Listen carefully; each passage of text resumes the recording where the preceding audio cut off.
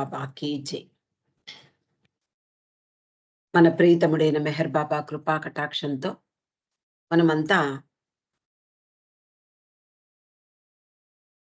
Humanity చదువుకునే ప్రయత్నం చేస్తున్నాము. గత వారం అవకాశం లేని కారణంగా మనం చదువుకోలేకపోయాం. అంతకు ముందు వారం మనము మొదలు పెట్టుకున్నాం లిజన్ హ్యుమానిటీ. మీకందరికీ గుర్తుండే ఉంటుంది. ఇది బాబా సహవాస కార్యక్రమాల గురించి వర్ణించబడింది మొట్టమొదట. ఆ తర్వాత క్రమక్రమంగా బాబా మనకి ఒక మంచి ఒక మందు గుళికల్లాంటి ప్రవచనాలు ఇవ్వబోతూ ఉన్నారు. మొదట బాబా ఏమన్నారు?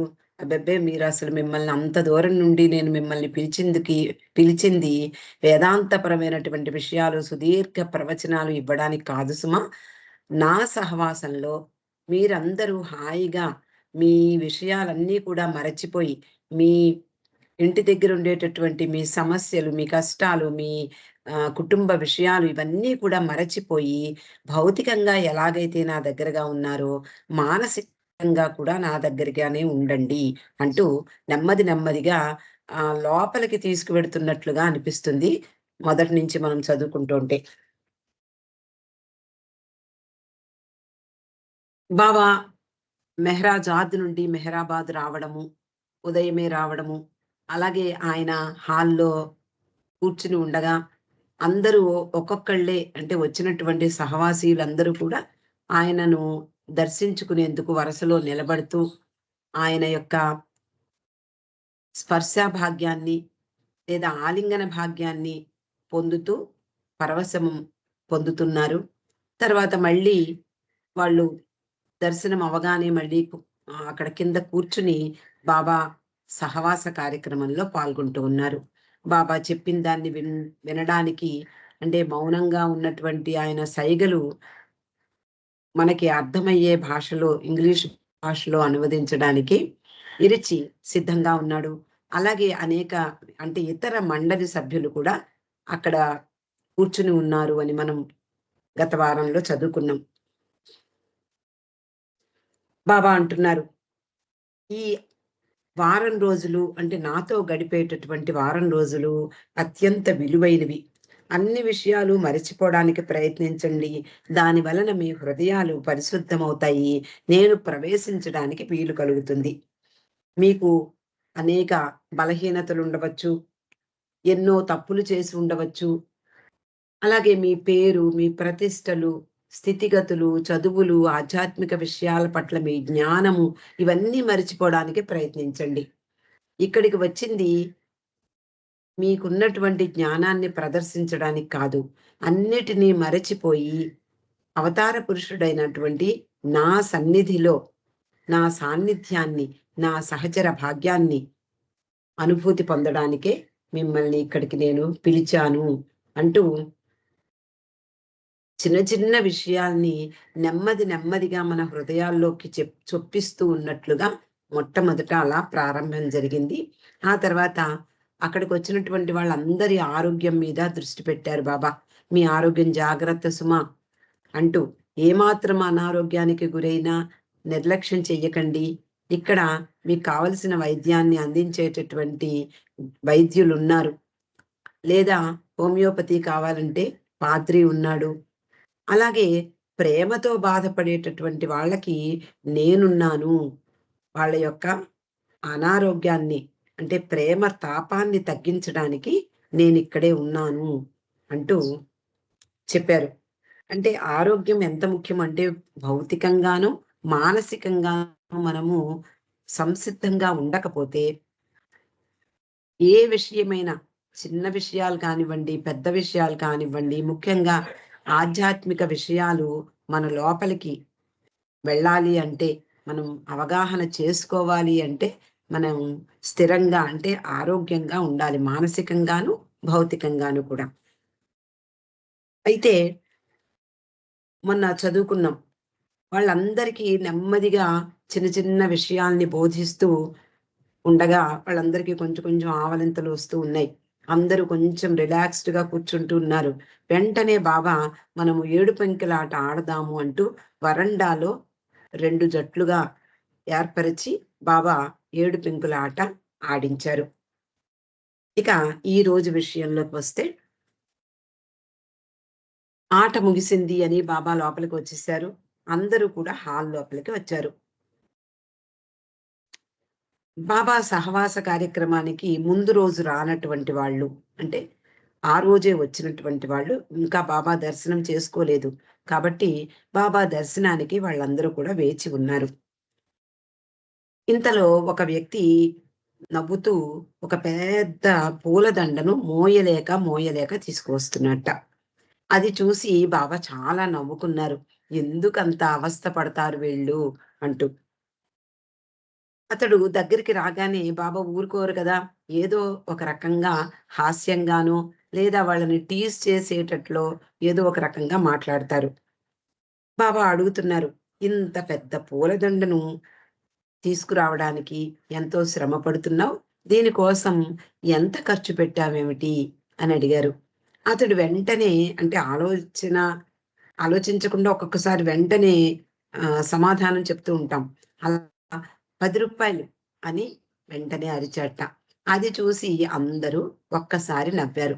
అంటే ఆ రోజుల్లో అంత పెద్ద మాల రూ. 10కి వచ్చింది. ఇప్పుడు ఒక రూ. 1000 ఉండవచ్చనుకోండి. అలా మరో వ్యక్తి పూలతో నిండుగా ఉన్నటువంటి బుట్టను మోసుకుంటూ బాబా వద్దకు వచ్చాడు. ఆ పూల బుట్టను బాబా కుర్చీ సమీపానికి కష్టపడుతూ తీసుకువచ్చాడు. అది చూసి కూడా బాబా చాలా విచారించారు. ఎందుకింత కష్టపడతారు వీళ్ళు అంటూ. అతని పాలిపోయి, వడలిపోయినటువంటి ముఖాన్ని చూసి, "నువ్వు చాలా నీరసంగా కనిపిస్తున్నావు. ఎండలో వచ్చినందువల్ల" అని అడగడం మాని, "నా మీద బెంగ పెట్టుకోవడం వల్ల నీ ముఖం వాడిపోయి ఉంటుంది" అని తమాషా చేశారు. అలా తర్వాత మరొక వ్యక్తి వస్తూ కనిపించాడు. అతడు బాబాతో అనేక ప్రయాణాలు చేసినటువంటి వాడు. మస్తుల కొరకు బాబా చేసినటువంటి ప్రయాణాల్లో, లేదా బాబా కొరకు మస్తుల్ని వెదకటంలో అతడు సిద్ధహస్తుడు. అతడు వచ్చాట. బాబాకు వంగి నమస్కరించాడు. అతడు బహుశా బైదులని అనుకోవాలి. బాబా దగ్గరికి రాగానే అతన్ని పలకరిస్తూ బాబా, "సంతోషంగా ఉన్నావా?" అని కుశల ప్రశ్న వేశారు. "ఇంతకు ముందు చూసినప్పుడు ఎలా ఉన్నావో, ఇప్పుడు కూడా అలాగే ఉన్నావు" అన్నారు. బాబా తన ఆరోగ్యం గురించి కుశలం అడిగినందువలన కృతజ్ఞతతో మెత్తగా నవ్వుతూ తల ఊపి తిరిగి వెళ్ళడానికి వెనుతిరిగాడు. బాబా, "ఆగు ఆగు, నువ్వు నా మెడలో పూలమాల వేశావా?" అమాయకంగా, అంటే పూలమాలలు తెస్తే ఎందుకర్రా తెచ్చారు అన్నట్లుగా నవ్వుతారు. వెయ్యకపోతే వాళ్ళ చేత తప్పకుండా వేయించుకుంటారు బాబా. అది బాబాలో ఉన్నటువంటి ఒక ప్రత్యేకత. ఒక హాస్యమైనటువంటి ఆ చిరునవ్వుతో అతన్ని అడిగారు, "ఏంటి నా మెడలో పూలమాల వేశావా? అప్పుడే వెళ్ళిపోతున్నావు" అంటూ. "లేదు బాబా, నేను నీ మెడలో దండ వెయ్యలేదు" అన్నాడు ఆ వ్యక్తి నిజాయితీగా. బాబా అంటున్నారు, "అయితే నువ్వు నా మెడలో పూలమాల వేసి తీరాలి" అంటూ తన మెడలో అనేక పూలమాలలతో నిండిపోయింది అప్పటికే బాబా మెడ. ఆ మెడలో ఉన్నటువంటి ఆ పూలహారాల్లో ఒక మాలను తీసి అతనికిచ్చి మళ్ళీ తన మెడలో వేయించుకున్నారు. లోపలికొచ్చినటువంటి సహవాసీలందరూ కూడా నేలపై పరిచిన చాపలపై సుఖంగా ఆసీనులై ఉన్నారు. బాబా ఒక క్షణం తన ఆసనంపై కూర్చుని వెనక్కు వాలారు. ఎదురుగా కూర్చున్న వారిపై దృష్టి నిలిపారు. ఎరిచ్ అనువదిస్తుండగా తన ప్రసంగాన్ని ప్రారంభించారు. బాబా అంటున్నారు. అంటే బాబా సైగలు చేస్తే ఇరిచి దాన్ని ఇంగ్లీష్‌లో అనువదించి చెప్తున్నాడు. "నా మెడలో పూలమాలలు వెయ్యడం, నాకు నమస్కరించడం, నన్ను స్తుతించడం, నాకు హారతి పాడడం, ఈ 3 విషయాలు ఎంత మాత్రము ప్రధానమైన విషయాలు కావు. భగవదనుభూతి పొందే మార్గంలో ప్రేమ, విధేయత, సర్వార్పణ, ఇవి 3 అత్యంత ప్రధానమైనవి. ఈ మూడింటి విషయంలో మాత్రం రాజీ ఎంత మాత్రము సాధ్యపడదు అన్నారు. మొట్టమొదటిగా ఒక పెద్ద విషపు గుళిక అంటే చేదు గుళిక ఎలాగైతే అనారోగ్యాన్ని బాపడానికి చేదు మందు ఇచ్చి మింగిస్తారో అలా ప్రారంభించారు బాబా. ఏది ముఖ్యము? నిజానికి మన మానవుని యొక్క లక్ష్యము, గమ్యము బాబా చెప్పినందువల్ల మనకి చాలా స్పష్టంగా తెలిసింది. మానవుల యొక్క లక్ష్యం ఏమిటి? భగవంతుడిని ప్రేమించడం. గమ్యం ఏమిటి? ఆ భగవంతునితో ఏకమవ్వడం. ఆ మార్గంలో ప్రయాణించడానికి ప్రేమ, విధేయత, ఆత్మార్పణ లేదా సర్వార్పణ ఇవి మాత్రమే ముఖ్యం సుమ. మిగిలినవేవి ముఖ్యం కాదు. అవన్నీ అప్రధానమైనవే. మీరు నా దగ్గరకు వచ్చి గౌరవంతో పూలమాలలు వెయ్యవచ్చు. నన్ను స్తుతించవచ్చు. నాకు హారతులివ్వచ్చు. నాకు నమస్కరించవచ్చు. ఇవన్నీ కూడా ఉంటాయి. కానీ ఇవి ప్రధానమైనవి కావు అంటూ ఖచ్చితంగా చెప్తున్నారు. అయితే ప్రేమ అంటే ఏమిటి? విధేయత అంటే ఏమిటి? అలాగే సర్వార్పణ. బాబా ఈ విషయాల్ని చాలా విపులంగా చెప్తూ ఉన్నారు. ప్రేమ మానవునకు భగవంతుడిచ్చే కానుక. మామూలుగా ఎవరైనా ప్రేమ అంటే అర్థం ఏమిటి అని మనల్ని అడిగితే మనం చెప్పలేం. ప్రేమకు అర్థం ఏమిటి? ప్రేమను అనుభూతి పొందాలి. మనం మెహరాబాద్ వెళ్ళినప్పుడు లేదా ఆ రోజుల్లో బాబా సహవాస కార్యక్రమాలకి, బాబా దర్శన కార్యక్రమాలకి వెళ్ళే వాళ్ళందరూ అనుభూతి పొందింది ఆ ప్రేమయే. కాబట్టి ఆ ప్రేమ ఎక్కడి నుంచి వస్తుంది? ఎక్కడి నుంచి పుడుతుంది? అది భగవంతుడు మానవునకు కానుకగా ఇవ్వాలి కానీ, అది మామూలుగా కావాలి అంటే వచ్చేది కాదు అంటున్నారు. అలాగే విధేయత. మానవునకు గురువు తన అనుగ్రహంతో ఇచ్చే కానుక. విధేయత కూడా మనకు కావాలంటే మనం తెచ్చుకోలేం. మనము ఏదైనా విధేయతగా ఉండాలి అని మనం ప్రయత్నించినా ఒక గురువుకి కానీ, అవతార పురుషునికి కానీ విధేయత యొక్క ప్రాధాన్యత బాబా ఈ అవతారంలోనే ఇంత స్పష్టంగా చెప్పినట్లుగా ఇంతకు ముందు అవతారాల్లో చెప్పిన దాఖలాలు అంటే పైకైతే కనిపించడం లేదు. కాబట్టి ఇది ఎక్కడి నుంచి వస్తుంది అంటే, ఆ గురువు అనుగ్రహంతో తనను ప్రేమించి, తనను సేవించేటటువంటి శిష్యులకు కానుకగా ఇచ్చేటటువంటిది విధేయత. సర్వార్పణ. మరి సర్వార్పణ ఏమిటి అంటే, ఈ ప్రేమ, విధేయతలతో గురువుకి కానీ, అవతార పురుషునికి కానీ సేవ చేసే భాగ్యం లేదా వాళ్ళ సాన్నిధ్యాన్ని పొందే భాగ్యం లభించినటువంటి మానవుడు తన ప్రభువుకిచ్చే కానుక సర్వార్పణ. అంటే తనను తాను సమర్పించుకుంటాడు. ఇక్కడ ప్రేమ అంటే ఇద్దరు వ్యక్తులుండాలి. ప్రేమికుడు, ప్రియతముడు.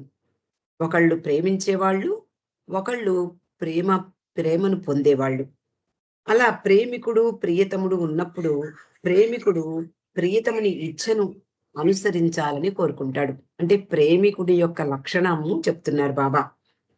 ప్రేమికుడు ప్రియతముని ఇచ్ఛను అనుసరించాలని కోరుకుంటూ, ప్రియతమునితో ఐక్యాన్ని కూడా కోరుకుంటాడు. ప్రేమిస్తున్నాను అన్నప్పుడు, ప్రేమిస్తూ ఉండడానికి దానికి ఆహ్, అల్టిమేట్ ఏమిటి అంటే, ప్రియతమునితో ఐక్యం కోరుకోవడం. ఎందుకు ప్రేమిస్తాడు? భగవంతునితో ఏకం కావడానికి. ఇక్కడ ప్రేమలో ఆ చిన్న కోరిక ఉంది. విధేయత ప్రియతముని ఇచ్ఛను నెరవేరుస్తూ, ప్రియతముని ఆనందాన్ని కోరుకుంటుంది. విధేయత కూడా ఆహ్, తన యొక్క ప్రియతముని ఇచ్ఛను నెరవేర్చాలని అహోరాత్రాలు కృషి చేస్తారు. విధేయులై ఉండేటటువంటి శిష్యులు. ముఖ్యంగా మండలి వారిని తీసుకుంటే, అటు పురుష మండలి వారు కానీ, ఇటు స్త్రీ మండలి వారు కానీ, ఎవ్వరూ ఒకళ్ళకొకళ్ళు తీసిపోరు. ప్రతి ఒక్కరూ కూడా ఆ ప్రేమ, విధేయతలతో నిండైనటువంటి హృదయంతో బాబాను సేవించిన వాళ్ళే. ఇక్కడ మనకి ఒక చిన్న ఉదాహరణ గుర్తుకొచ్చింది. ఇది లిజన్ హ్యుమానిటీలో లేదు. ఆ గుర్తుకు వచ్చినటువంటి విషయాన్ని మీతో పంచుకుంటాను. ఒకసారి ఇరిచి బాబాకు కాపలా ఉన్నాడనుకుంటాను. నాకు ఆ వివరాలు పూర్తిగా గుర్తులేదు కానీ, ఆ విషయం మాత్రం గుర్తుంది. అది అర్ధరాత్రి అయిపోయింది. బాబా అతన్ని పిలిచి, "నాకు కొత్తిమీర కావాలి" అని అడుగుతారు. అడిగినప్పుడు ఇక్కడ విధేయత ముఖ్య లక్షణం.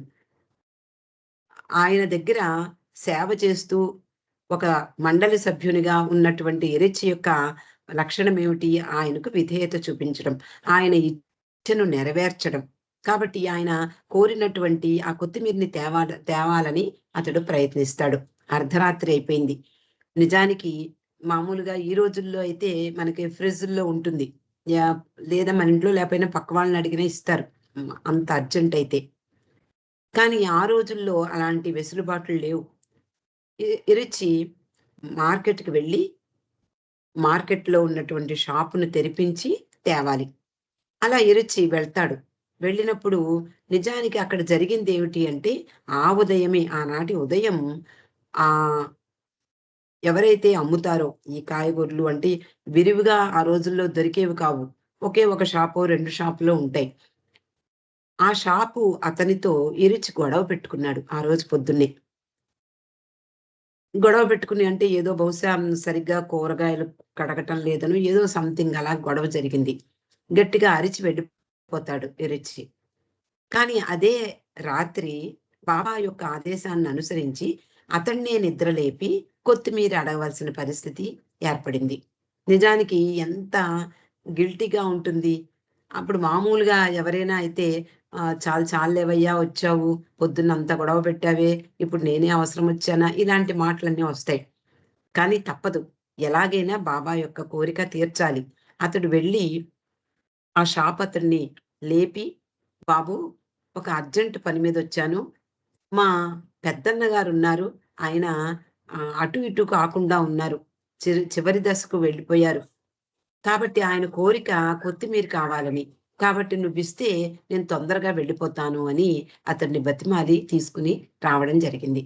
అంటే ఆహ్, విధేయతకు మారు పేరైనటువంటి మండలి వారు చేసేటటువంటి ప్రతి ఒక్కరు వీరిచ్చే కాదు, ప్రతి ఒక్కరు మండలి సభ్యులందరూ కూడా ప్రీతముని యొక్క ఇచ్ఛను నెరవేరుస్తూ ఆయన ఆనందాన్ని కోరుకుంటారు. అదే ఇక్కడ బాబా చెప్తున్నారు. అయితే సర్వార్పణలో ప్రీతముని ఇచ్ఛకు తలవంచి దేనిని కోరదు. ఆ సర్వార్పణ అనేటటువంటి ఆ సర్వార్పణ చేసినటువంటి ఆ శిష్యుని యొక్క లక్షణమేమిటి అంటే, ప్రీతముని ఇచ్ఛకు తలవంచుతాడు. ఏదైనా నీదే భారం అంటూ. మరి ఇంక ఏ కోరిక ఉండదు. ఎందుకు అంటే, తన మనస్సు, తన హృదయము, తనకున్నటువంటి అన్నీ కూడా శరీరము, మనసు అన్నీ కూడా భగవంతుడికి లేదా ఆ గురువుకి సర్వ సమర్పణ గావించినటువంటి అతనికి వేరే ఉనికంటూ ఉండదు. ఎవరు ప్రేమిస్తారో వారు ప్రియతముని యొక్క ప్రేమికుడు. ఎవరు విధేయుడై ఉంటారో వారు ప్రియతమునికే ప్రియతముడు. శరీరము, మనస్సు అన్నీ కూడా ఉన్నవన్నీ కూడా సర్వము ఎవరైతే సమర్పిస్తారో అతనికి సర్వము ప్రియతముడే తప్ప అతనికి ప్రత్యేకమైన అస్తిత్వం ఉండదు. అతనిలో ప్రియతముడు మాత్రమే కొలువై ఉంటాడు. అతని శరీరం కానివ్వండి అన్నీ ఆయనకే అర్పించాడు. మొత్తం తనదంటూ ఏమీ లేదు. మనకి ఇప్పుడు కూడా 'ఇరిచ్చి' కథ గుర్తుకొస్తూ ఉంటుంది. ఆయన, ఆయన అన్నిటిని సమర్పించి ఆయనకు విధేయుడై ఉన్నప్పుడు ఆహ్, నవజీవనం పూర్తయిన తర్వాత పద పద మనం హ్మ్. పాశ్చాత్య దేశాలకు వెళ్ళాలి అని బాబా చెప్తారు. ఇరిచి. ఇరిచి బాబా ఇంక నన్ను వదిలేయి. కొన్నాళ్ళైనా నాకు పూర్తిగా నా శక్తంతా కూడా నీకు ధారపోసేసాను. ఇంక ఏమాత్రము నాలో శక్తి ఇసుమంత కూడా లేదు. నేను నీతో వస్తే నువ్వు నాకు సేవ చెయ్యవలసిన పరిస్థితి ఏర్పడేలా ఉంది.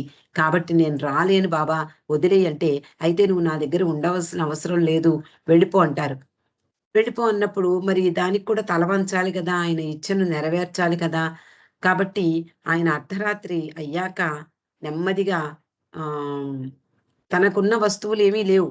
అంటే అన్నీ ఆయనకు సమర్పించినప్పుడు తన వస్తువంటూ ఏముంటుంది అని వెళ్ళిపోదామని ప్రయత్నిస్తూ ఉంటే తన శరీరం మీద ఉంటే బట్టలు కూడా బాబా కొనిచ్చినవి అని గుర్తుకొచ్చి మళ్ళీ వెళ్ళి ఆ బట్టల్ని కూడా వదిలేసి ఒక న్యూస్ పేపర్ చుట్టుకుని బయటికి వస్తూ ఉండగా మరొక ఆలోచన వస్తుంది అతనిలో. ఈ శరీరం కూడా ఎప్పుడూ ఆయనకు సమర్పించేశాను. మరి దీని మీద నాకేం అధికారం ఉంది అని అతనికి అర్థమై వెనక్కి వెళ్ళిపోతాడు.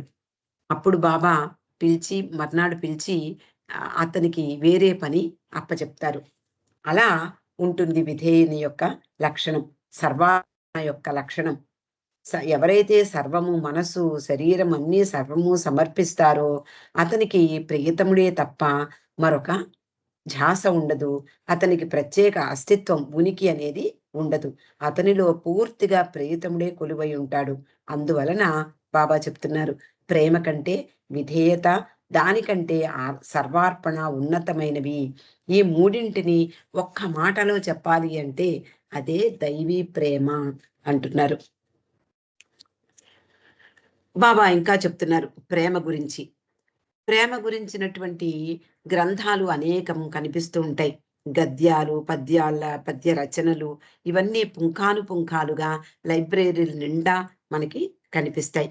కానీ ప్రేమను అనుభూతి పొందిన వారు చాలా తక్కువ మంది ఉంటారు. నిజానికి ప్రేమ అంటే ఏమిటి? అది దాని అనుభూతి పొందనిదే ఆ ప్రేమ అంటే ఏమిటో తెలియదు ఎవరికీ కూడా. కాబట్టి ప్రేమను అనుభూతి పొందిన వారు చాలా తక్కువ మందే ఉంటారు. ఈ గ్రంథాలన్నీ కూడా ఎంత అవపోసన పట్టినా, ఎంత పూర్తిగా చదివి మొదటి పేజీ నుండి చివరి పేజీ వరకు చదివి అక్కడ వదిలిపెట్టేసినా, ఎంత విన్నా కూడా, ఎంత నేర్చుకున్నా కూడా ప్రేమను గురించి అవి ఏమీ చెప్పలేవు. మీరు మీ తెలివితేటలతోనూ, ఊహాశక్తితోనూ ప్రేమను గ్రహించగలము అనుకుంటే, నేను ప్రేమను గురించి ఎంత వివరించినా వ్యర్థమే అంటున్నారు. అంటే తెలివితేటలతో మనం ప్రేమను తెలుసుకోగలమా, గ్రహించగలమా, లేదా ఊహించి మనము ఆ ప్రేమను పొందగలమా, దాని గురించినటువంటి అవగాహన కలుగుతుందా? లేదు. కాబట్టి ఎంత చెప్పినా, ఎంత విన్నా, బాబా ప్రవచనాలు ఎంత విన్నా కూడా మనలో ఆ ప్రేమ అనేది కలగదు. అది అనుభూతి. అది భగవంతుని ఇచ్చే కానుకగా మనకు వచ్చినప్పుడు మాత్రమే దాన్ని అనుభూతి పొందగలం. ప్రేమను గురించిన సత్యాన్ని హఫీజ్ పర్షియా భాషలో వర్ణించాడు. ఆ వర్ణించినటువంటి ఆ కప్లెట్‌ని ఇక్కడ బాబా ఉదహరించారు. దానికి తెలుగులో చాగంటి సుబ్బారావు గారు రాసినటువంటి పద్యాన్ని చదువుతాను. తెలివికందదు ప్రేమంపు దివ్య ఘనత, ఎవడు జీవిత మర్మంబు నెరుగువాడే, ధైర్యమును చిక్కబట్టుచు తథ్యముగను, ప్రేమ రాజ్యంబు నేరుడు వీరుడగును. అంటే ఇక్కడ హఫీజ్ చెప్పినటువంటి ఆ ప్రేమను గురించినటువంటి ఒక సత్యాన్ని చెప్పినటువంటి ఆ పద్యంలో ఉన్నటువంటి భావం ఏమిటి అంటే, ప్రేమ యొక్క ఆ గొప్ప ఘనత ఏదైతే ఉందో అది తెలివితో మనము తెలుసుకోలేం. మనకు ఉండేటటువంటి తెలివితేటలు పరిమితమైనటువంటి తెలివితేటలతో, బుద్ధితో మనము దాన్ని గ్రహించలేం. జీవిత మర్మాన్ని ఎవరైతే గ్రహించుకున్నారో వాళ్ళు ధైర్యంగా ముందుకు సాగితే నిజంగానే ఆ ప్రేమ రాజ్యాన్ని ఏలగలిగే వీరుడవుతాడు అంటూ ఆ హఫీజ్ సూక్తిని ఇక్కడ తెలుగులో వ్రాయబడింది. ప్రేమకు తెలివికి మధ్య గల భేదం పగలుకు రాత్రికి ఉన్న తేడా వంటిది. ఆ ప్రేమ తెలివి అంటే ప్రేమ ఎలాంటిది? ప్రేమ ఏమిటి? అనుభూతి పొందవలసింది. అంటే అది హృదయానికి సంబంధించినది. తెలివి, బుద్ధి ఇవన్నీ మనసుకు సంబంధించినది. దీనికి దానికి సహస్రాంతం తేడా ఉంది. అంటే అదే చెప్తున్నారు బాబా. పగలుకి రాత్రికి ఉన్న భేదం ఎలాంటిదో ప్రేమకు తెలివికి అంతగా భేదం ఉంది. అవి రెండు పరస్పర సంబంధం కలిగి ఉన్నప్పటికీ వేర్వేరుగా ఉంటాయి. ప్రేమ నిజమైన జ్ఞానం, సత్యానుభవం పొందగలిగే శక్తివంతమైనది. ప్రేమ ఎటువంటిది? నిజమైనటువంటి జ్ఞానం అది. మనకున్నటువంటి జ్ఞానం కాదు. నిజమైనటువంటి భగవంతుని గూర్చినటువంటి జ్ఞానం, ఆత్మజ్ఞానం, సత్యానుభవం పొందగలిగే శక్తివంతమైనటువంటిది ఆ ప్రేమ. అజ్ఞానం నుండి పుట్టి అజ్ఞానమే అయి ఉన్న మన మేధాశక్తి ద్వంద్వం గురించి మాత్రమే తెలుసుకున్నటకు తగి ఉన్నది. మనము మనకున్నటువంటి జ్ఞానం ఎక్కడి నుంచి వచ్చింది? అజ్ఞానం నుండి పుట్టింది. అంటే ఈ మాయకు సంబంధించినది. ఈ ద్వంద్వ ప్రపంచానికి సంబంధించినది. కాబట్టి మనకున్నటువంటి జ్ఞానము, మనం అనుకునేటటువంటి మనకుంది అనుకునేటటువంటి జ్ఞానము అజ్ఞాన జనితం. కాబట్టి అది ఎటువంటిది? ఈ ప్రాపంచిక విషయాలను తెలిసేందుకు మాత్రమే తగి ఉంది. కానీ మన మేధస్సుతో అందుకనే బాబా భగవంతుడిని గురించి మన బుద్ధి తెలుసుకోలేదు, మేధాశక్తి సరిపోదు అంటూ బాబా చెప్పారు గాడ్ స్పీక్స్‌లో. సూర్యుడు ఉదయించినంతనే రాత్రి పగలుగా మారిపోతుంది. అసలు రాత్రి, పగలు అనేది ఎలా ఏర్పడతాయో మనకందరికీ తెలుసు. సూర్యుని చుట్టూ భూమి తిరగడం వలన అటు ఒకవైపుగా అంటే ప్రసరించినటువంటి ఆ వెలుగు ప్రసరించిన వైపంతా కూడా పగలు, ప్రసరించినటువంటి వైపంతా కూడా రాత్రి. మళ్ళీ ఇటువైపు తిరిగితే పగలు రాత్రైపోతుంది, రాత్రి పగలుగా మారిపోతుంది. అలాగే ప్రేమ వ్యక్తమైనప్పుడు అజ్ఞానం జ్ఞానంగా రూపొందుతుంది.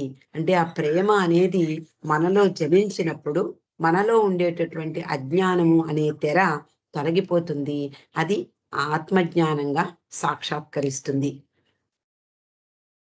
ఇక్కడికి మనం ఈరోజు ఆపుకుందామండి. అవతార్ మెహర్ బాబాకి జై. జై బాబా. జై బాబా అండి లక్ష్మి గారు. జై బాబా. ధన్యవాదాలు మీకు చక్కగా వివరించి చెప్పినందుకు.